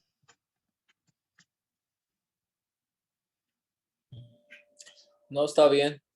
Pero yo lo que más o menos también, como que ya allí Jesús estaba también, como ya anunciando también, ¿no? También o no sé, su crucifixión, ¿no? Y quién lo iba a traicionar también, como que ya más o menos lo estaba anunciando. Bueno, o sea, estaba nombrando quién lo iba a traicionar. porque los mismos discípulos estaban ya separándose de él, porque no les gustaba lo que había dicho, ¿verdad? Y nadie quería comer carne, aparte decía que él había bajado del cielo, y decían, ¿cómo va a bajar del cielo él si es hijo de María y José el carpintero, ¿no? Entonces lo vieron crecer en Nazaret y cómo, entonces no creían eso y Judas, pues los planes de Judas es que era fuera rey para él estar en la corte del rey y tener las ventajas, ¿no? O sea, el Mesías, ellos creían que el Mesías iba a ser rey normal como el rey David y que los iba a liberar del imperio romano, ¿verdad? Eso es lo que ellos creían. No un rey que no era de este mundo, como dice Jesús, un rey universal, un rey de las almas y de los o almas, espíritus, ya sabes, hablamos a veces así, es lo mismo, pero un rey en otra vida, ¿no? Que hoy estamos desterrados del reino de Dios por causa del pecado original y que caminamos en este valle de lágrimas y sufriendo y todo lo que ustedes quieran. También con alegrías, como no. Para un momento llegar a nuestra meta, que es el cielo, ¿no? Nuestra tierra prometida, que es la Jerusalén celestial. Y que realmente tengamos la fe para saber que todo esto que hacemos, o sea, todo esto que hacemos vale la pena por un día estar en el cielo con Jesús, en la Jerusalén celestial con Jesús, donde ya no hay sufrimiento, sino el gozo de estar con nuestro Dios. Entonces esa esperanza nos mantiene vivos, nos mantiene firmes, nos mantiene con el deseo y el anhelo de estar un día con Jesús. ¿Verdad? O sea, ahí, pues ellos no aceptaron eso y si tú te vas platicas con un protestante, pues también te va a decir que ellos no creen en el cuerpo y la sangre de Cristo y que no, literalmente no era así como dice el Señor, pero pues dice verdaderamente mi carne, o sea, mi cuerpo es mi carne, o sea, verdaderamente el que no come mi carne y bebe mi sangre no tendrá vida eterna, porque mi cuerpo es verdadera comida y mi sangre verdadera bebida. O sea, no sé qué no pueden entender, ¿no? Se le sacan muchas vueltas y muchas cosas para no caer en eso, pero en sí es eso. Entonces se han separado de la doctrina católica, ¿verdad? Y comenzó Martín Lutero y después ya hay 50 y tantas mil sectas, que cada secta cree diferente. Mande. Entonces, como cuando dice también, quieren marcharse también ustedes, también, o sea, nos está hablando también a nosotros. Claro que sí. Por eso yo les he dicho a ellos, o sea, yo soy de los que me quedo, porque ¿a dónde más voy a ir si solo Jesús tiene palabra de vida eterna? Si solo Jesús es el Hijo de Dios, si solo Jesús es Dios, si solo Jesús me salva, ¿a dónde más voy a ir? No me voy a ir a otro lado donde no tengan el cuerpo y la sangre de Cristo, donde no tengan a Jesús en la Eucaristía. ¿A qué me voy a ir? O sea, el que no cree se va. Así que les digo, hermanos, yo soy de los que me quedo y ustedes son de los que se van. Porque después de 1520 años salieron los protestantes, ¿verdad? Y así nació Lutero, y Calvino y Enrique VIII, y así, ¿verdad? Comenzaron a separarse de la verdadera religión porque no quisieron creer. Llegaron a quitarle 7 libros a la Biblia, ¿no? O 6 libros, a ver, díganme. 7 libros a la Biblia. Entonces, pues,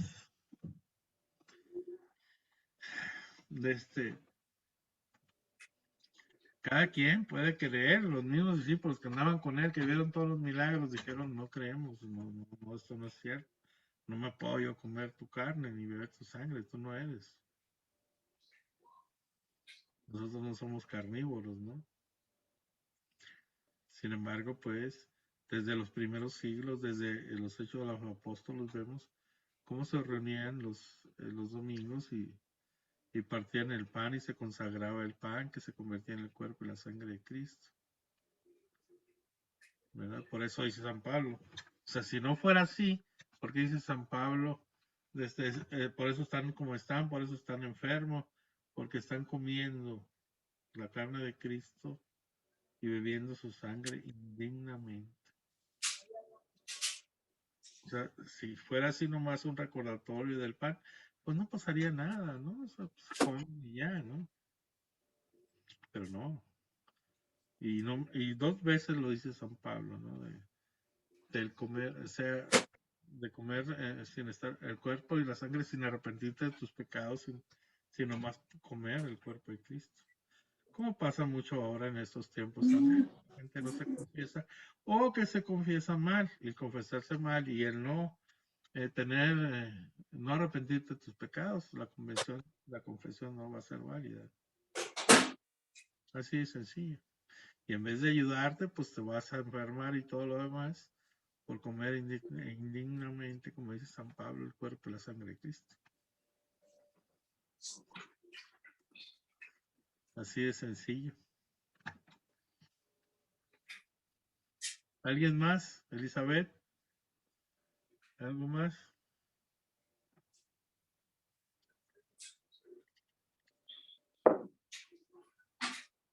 Parece que ya todos están bien,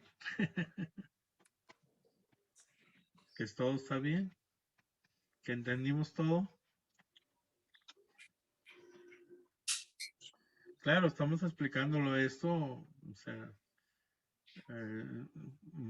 son clases para principiantes, pues, para que vayamos agarrando el hilo de lo que es, ¿verdad? La palabra de Dios, pero también qué dice la iglesia, en la doctrina de la iglesia, como católicos que somos, ¿no? Como que somos la iglesia fundada por Cristo.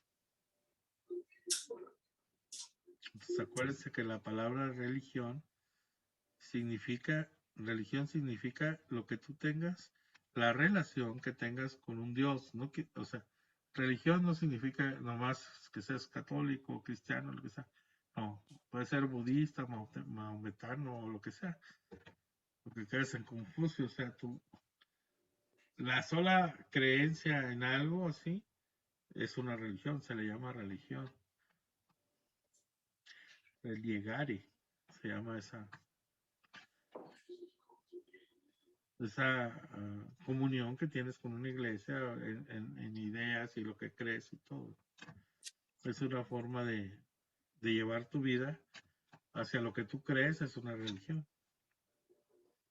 Muchos dicen, Jesús no hizo una religión, claro, o sea, ¿cómo que no? O sea, claro que es una religión. A la hora de que tú crees en los judíos, crees en el pueblo judío, crees en lo que creen los judíos, en la religión de los judíos. Ahora vino Cristo a formar una religión que significa Él mismo, seguirlo a Él, que Él nos revela al Padre, que Él nos revela todos los misterios, que nos da la Eucaristía, que Él es el pan vivo bajado del cielo, que nos está revelando eso. El seguirlo a Él, el creer a Él, es una religión. Que nadie les engañe que Cristo no fundó una religión, claro que fundó. O sea, una forma de seguir a Cristo es una religión.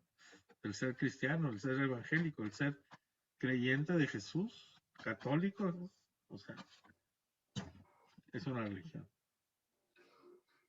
Ahora, la religión no se llama católica, la religión es católica, nuestra religión. No se llama católica, nuestra religión es católica, es universal. Eso hay que tenerlo claro, ¿verdad?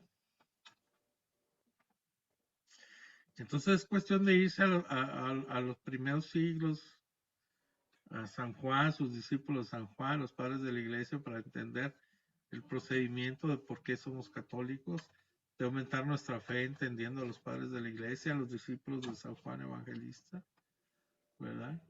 Y pues llegar a la conclusión de que esa iglesia es la iglesia católica. No precisamente hasta que en el año 107 se nombró Iglesia Católica, ¿no? Con San Ignacio de Antioquía. O sea, te pones a ver que era obispo y que él fue obispo donde primero fue Pedro, ¿no? Y luego que fue discípulo de San Juan Evangelista. Entonces, pues, tú comienzas a ver eso en los primeros siglos. San Papías, los escritos de San Papías que dice quién escribió los evangelios, todo eso. Y la forma en que vivía la gente, la Eucaristía, cómo vivían la misa, cómo bautizaban, la forma de bautizar, de evangelizar, de creer, todo viene ahí, en los escritos del primer siglo. Entonces, te vas al segundo siglo, tercer siglo, y ya viene cuando, o sea, acuérdense, 382 años sin Biblia. O sea, estaban los libros, pero no estaba la Biblia formada y no precisamente es porque no venía en la Biblia, si no había ni Biblia hasta el 382. Hicieron tantos años sin Biblia. Pues repetían la tradición de la iglesia. Repetían las cosas, ¿no? Y el papá le enseñaba al hijo y el abuelo al hijo y todos así se iban enseñando y se sabían todo, ¿no? Lo que Jesús había hecho y todo. Y estaban los evangelios, pero había como 24 evangelios. Entonces la Iglesia Católica recopiló los que ellos dijeron y discernieron que eran los inspirados por Dios y quedaron un evangelio por 4 evangelistas escritos y pues dijeron estos son los inspirados por Dios. Entonces, gracias a la Iglesia Católica tenemos Biblia, como está ahorita. Los protestantes podrán decir lo que quieran, pero esa Biblia que traen ahí, que tienen ellos, se basó en la Biblia católica, que el Papa San Dámaso I dijo, estos son los libros inspirados por la Biblia, por Dios, por Espíritu Santo. Estos son los 73 libros de la Biblia, se agarraron los del Antiguo Testamento de los judíos, de la versión de los 70s y antes de Cristo y los demás, los 27 libros del Nuevo Testamento dijeron, estos son. Ya, y nadie dijo nada. Y así pasaron los siglos y siglos y siglos, hasta que en 1520 Martín Lutero decidió que quitarle 7 libros a la Biblia. Y si tú lees la historia de cómo todo pasó, hubo muchos herejes y todo, la iglesia cuidando el magisterio, la doctrina, la enseñanza de la iglesia, de lo que enseñaban los apóstoles, pues hubo muchos problemas, hubo muertos, hubo mártires y todo, ¿no? Hasta llegar a estos tiempos, ahora llegaron 1520, pues había la religión católica, vino Martín Lutero y se hicieron un montón de sectas, ¿no? Con la misma Biblia que ellos interpretan como les da la gana, sin tener contexto del texto, pues lo único que se hace es un pretexto para no entenderla como debe ser ni vivirla como debe ser, ¿no? ¿Cómo ven? ¿Qué opinan? Te hablé mucho, díganme. Le salió un verso, un texto sin pretexto, dice un texto sin pretexto. Sí, es que sin irte por ejemplo, al idioma que usaban, sin irte a lo que vivían, sin irte a en dónde estaban, si estaban en Cafarnaún, en Nazaret, o en Jerusalén, la diferencia del hebreo al arameo y el griego, y todo eso, pues es como decir, aventarte lo que tú crees, viéndolo de vista vista del siglo XXI, ¿no? No del siglo I o segundo. Es verla desde ahorita, es como, ¿cómo vas a ver las cosas como ahorita son? Para entenderlas, si pasaron en aquellos tiempos donde no había nada de lo que hay hoy, ¿verdad? ¿Cuántos años duró la Iglesia Católica escribiendo la Biblia? escribiendo los libros, porque es lo que hacían los monjes, ¿no? Escribían la Biblia, y se pasaban toda su vida escribiendo y venían otros y otra vez. ¿Para qué? Pues no había imprenta hasta 1400 y algo. No había imprenta. ¿Cómo creen que tenía la Biblia? ¿Por qué no había tanta Biblia? Ay, porque dicen que los católicos. No, porque eran carísimas las Biblias. Imagínate, eran escritas a mano. O sea, copiar de una Biblia es tener que escribir y escribir sobre esa, ¿no? Y esa hacían la Biblia y luego otra vez otra Biblia y otra Biblia. O sea, son un montón de libros y a mano. Era carísimo tener una Biblia. No había imprenta como ahora que sale rápido. Tampoco estaban los versículos, ¿verdad? Y los capítulos. Era el libro entero de San Juan. Y era un libro entero Mateo y así Marcos y todo.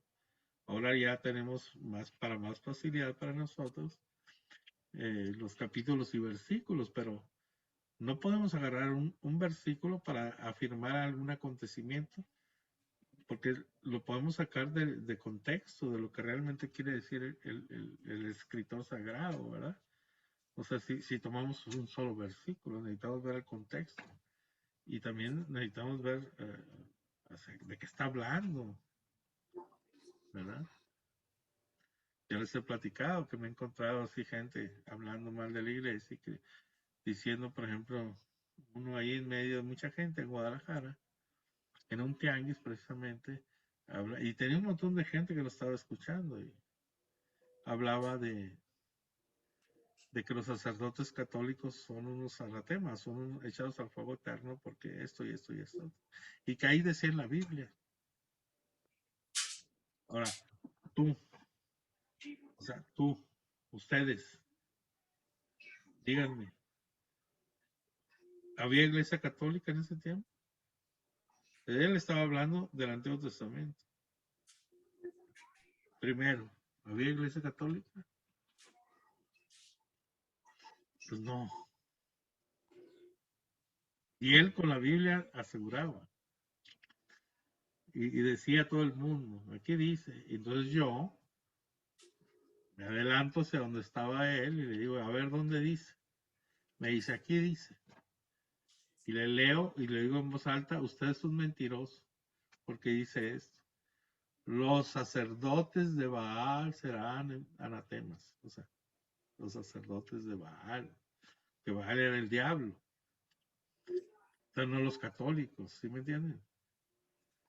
Entonces, en primer lugar, Antiguo Testamento, pues no. Ni en el Nuevo hay sacerdotes católicos que te digan, ¿no? Que diga exactamente.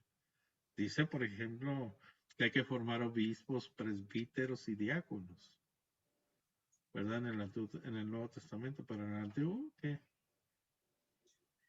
Entonces, ahí, pues agarró su Biblia y sus cositas y se fue rápido, ¿no? Ante los chiflidos del populacho. Pero es que eso sí es, o sea, ¿por qué le vamos a creer a cualquiera que venga a decirnos algo? Que creemos más a ellos que al sacerdote. ¿Por qué dejas tú que alguien te venga y te hable y tú le crees todo? ¿Por qué? O sea, es que no sabemos y nos dicen algo y le creemos. El primero que se nos pare en la puerta y le creemos todo. Y nos sentimos nerviosos porque no sabemos nada, porque no nos hemos instruido, porque no leemos la Biblia, porque no preguntamos en nuestra parroquia que nos ayuden, ¿verdad? A interpretarla según el magisterio de la iglesia. ¿Sí? Entonces, por eso debemos estar al pendiente, instruirnos, leer la palabra de Dios, tenerla en nuestro corazón sobre todo para vivirla, ¿no? Para gozarnos en la palabra, en el amor de Dios, en la misericordia, en el perdón, o sea, entenderla, ¿cómo se dice? Ya se me lenguó la traba. ¿Saben que se me anda lenguando la traba? Hace ya unos días. ¿Quién sabe qué tenga? Entonces, bueno, tenemos que ponerse a estudiar. No nos pueden decir cualquier cosa y creerla toda. Sí, ¿no? Vamos a orar para darle gracias al Señor y despedir la grabación, ¿ok? En nombre del Padre, del Hijo, del Espíritu Santo, amén. Te damos gracias, Señor, porque eres súper bueno con nosotros, porque eres maravilloso, porque eres hermoso, Señor. Porque nos miras con ternura. A nosotros que somos tus hijos, que te necesitamos, que ves nuestras necesidades, que ves el sufrimiento de nuestros corazones, Señor. Aquí estamos este día, Señor, para darte gracias, alabarte, bendecirte, glorificarte, Señor. Porque nos has reunido en tu nombre este día, Señor, para saber de ti. Llénanos de tu Espíritu Santo, Señor, para poder poner en práctica lo que hemos aprendido de ti. Para poderte amar más, Señor. Para conocerte más y amarte, Señor, y darte nuestra vida en todo momento, Señor. Aquí estamos, con nuestros corazones abiertos para que tú manifiestes tu amor en nosotros y nos llenes al 100% de tu amor, de tu gracia, Señor. Necesitamos de ti, necesitamos ese fuego en nuestros corazones, Señor. Necesitamos esa pasión, de esa pasión para amarte con pasión, Señor. Para no ser tibios, Señor, sino calientes, Señor. Y disfrutar contigo, Señor, tu amor, tu presencia, tu gracia, tu alegría, Señor. Y poder amar a nuestros hermanos como tú los amas, Señor. Y poder ver a nuestros hermanos como tú los ves. Y poder llevarles tu amor y tu misericordia, Señor. Hoy estamos aquí, Señor. Bien agradecidos contigo por tu amor. Bien agradecidos por lo que nos has dado también en nuestras vidas. Por nuestra familia, Señor. La ponemos en tus manos, a nuestra familia, a nuestros seres queridos, para que tú, Señor, ilumines nuestras vidas y nos llevas al cielo, Señor. Que nos salves, Señor. Hoy queremos decirte sí, Señor, a nuestros corazones. Y que ese sí, Señor, recibamos la promesa como para que sea la salvación de toda nuestra casa, como ya lo has hecho en cada uno de nosotros, a cada uno de nosotros por medio de tu palabra, Señor. Así como se le hiciste a Zaqueo, Señor. Jesús, sálvanos, Señor, sálvanos. Todo esto, Padre, te lo pedimos en el nombre de tu Hijo Jesús, orando en el poder del Espíritu Santo por la intercesión de María siempre Virgen. Amén. En el nombre del Padre, del Hijo, del Espíritu Santo. Amén. Bendito sea el Señor. Bendito sea.